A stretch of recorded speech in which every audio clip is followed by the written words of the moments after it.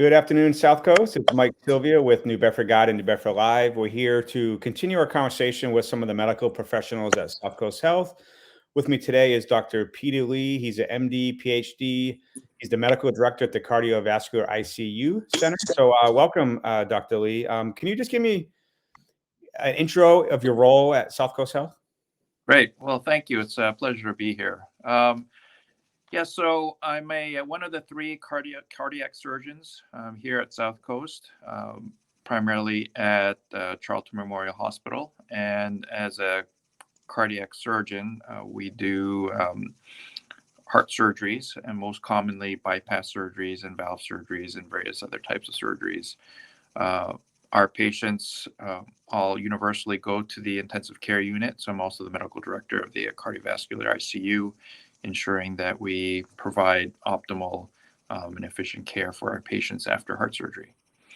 So obviously, heart health, healthy heart is big in America. We have like issues with that, and you don't want to wait till you get, a heart attack to visit you. So what are some of the why should people actually seek you out ahead of time? What are some of the symptoms they might feel, obesity maybe, or something like that?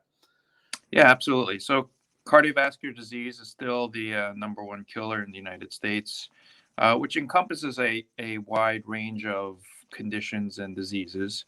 So cardiovascular includes strokes, but cardiac problems are extremely common.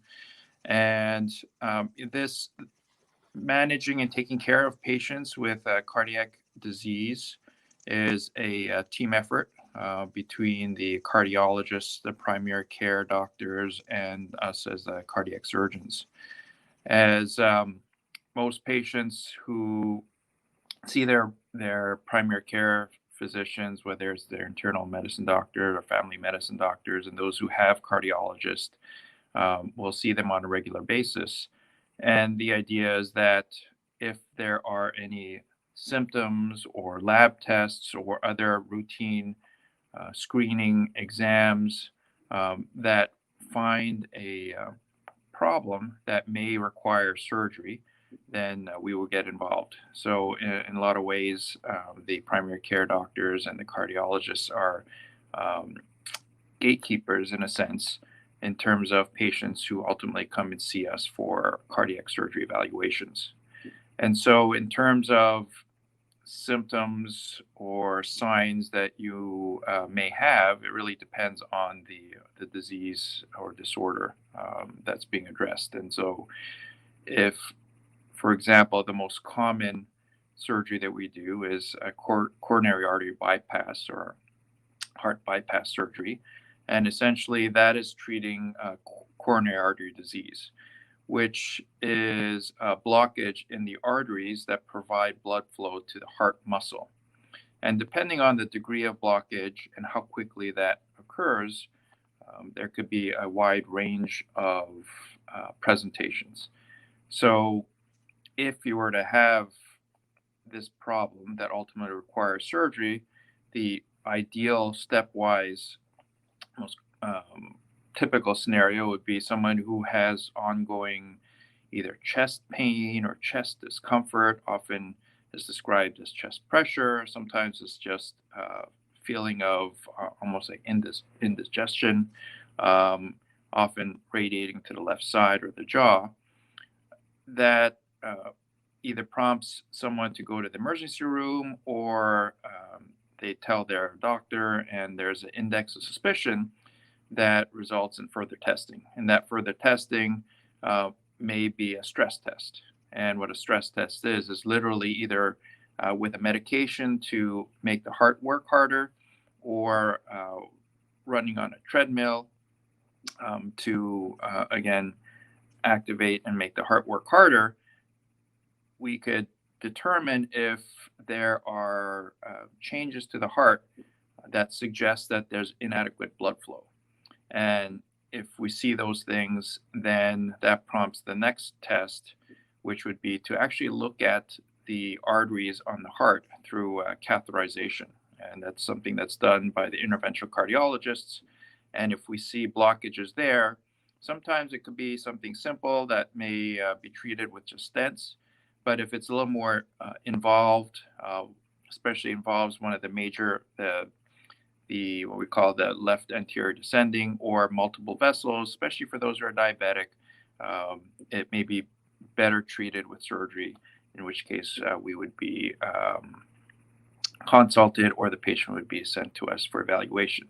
And that's probably the most common scenario. The next, probably most common disease process is aortic stenosis. So the aortic valve is the valve that separates the heart from the rest of the body. And sometimes that valve may not open properly and affecting the flow of blood out of the heart. And most commonly, patients have shortness of breath. And so those ideally would be patients would present when the symptoms are early on before it causes permanent damage.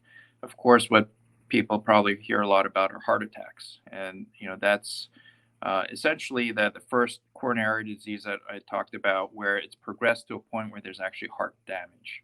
And a heart attack could be mild to the point where you don't even know that you've had one, or it could be significant. And, unfortunately, we hear of cases where patients may even die at the time of the heart attack before reaching the hospital. So it's a pretty wide spectrum. Yeah, if we could talk some of the technology, because I'm amazed when I talk to some of the cardiovascular surgeons that, I grew up in the 80s and 90s where they had to open your chest up. And now I've seen techniques where they can go through your leg, right, and come all the way up your body and actually do some of the processes very simply without being very invasive, right? Absolutely. So the majority of what we do as cardiac surgeons is still the more traditional open heart surgery.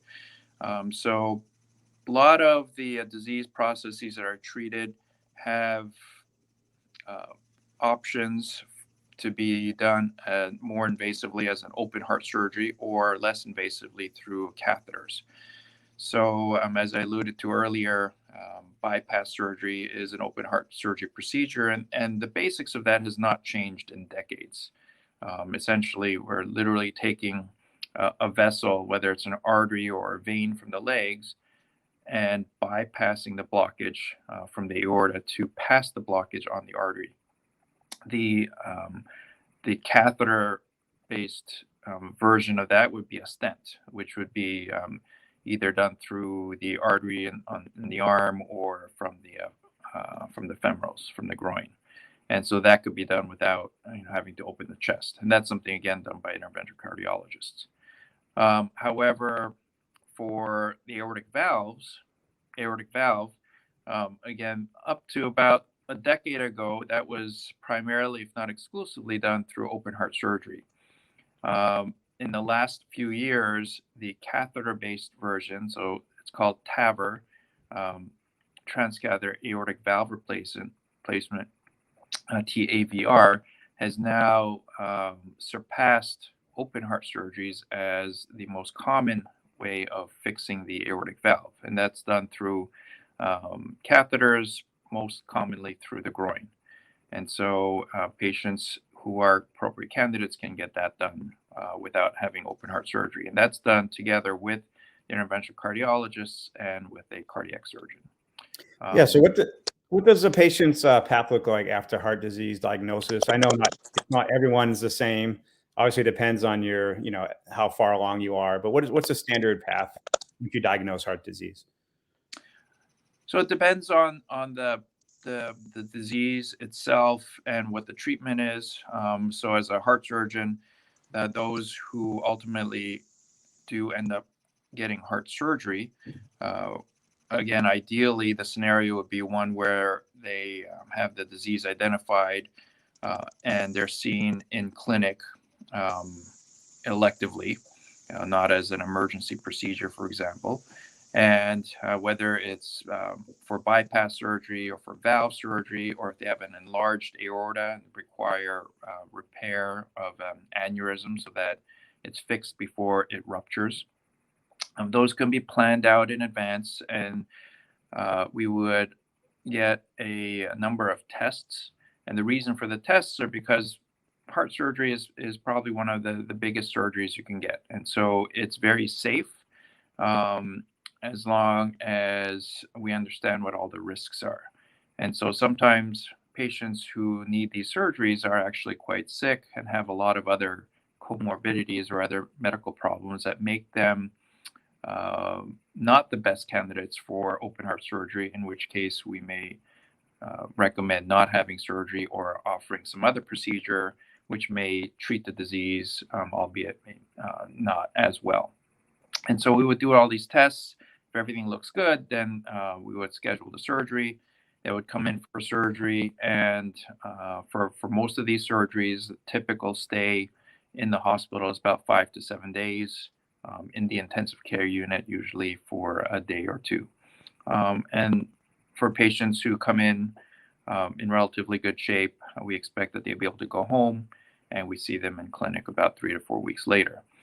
A lot of our patients come in having had a heart attack or having a problem that requires hospitalization, in which case some of these, the surgeries and the tests would be expedited, and they would have the procedure while they're still in the hospital. And the post-op period is usually similar unless there are some additional complications or risk factors, in which case it may get extended.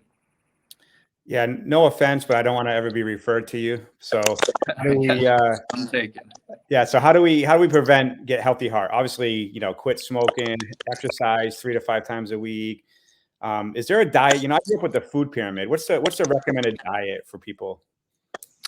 Yeah, so for good heart health, it's pretty common sense for the most part. So there are a number of things that predispose someone to heart disease, and really focusing on coronary artery disease is probably the most common. So things that we have some degree of control over are diet, and weight, having a healthy weight. So if you're obese or especially morbidly obese, getting your weight down to a healthy weight. Smoking definitely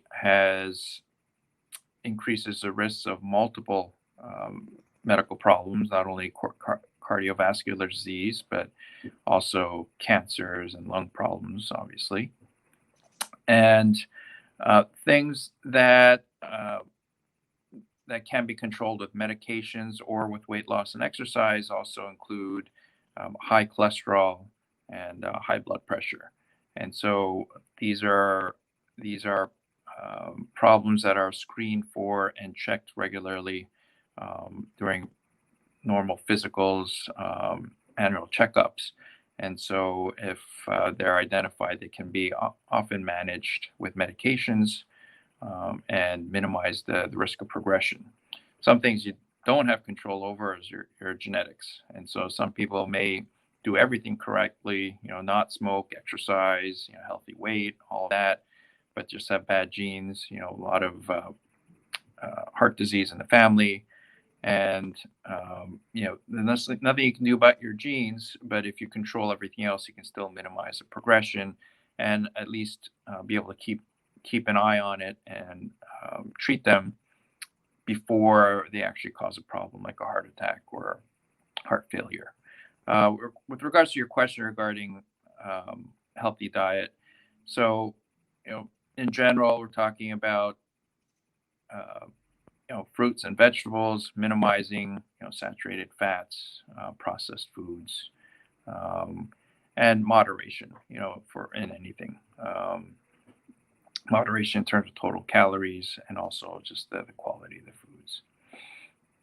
Yeah, so I appreciate your time, Dr. Lee. People can check out, I'm going to put a link in the description, the South Coast website. I have a nice resource for cardiovascular health, give you kind of resource and some things to read up on. So I really appreciate your time, Dr. Lee. Absolutely. It's my pleasure.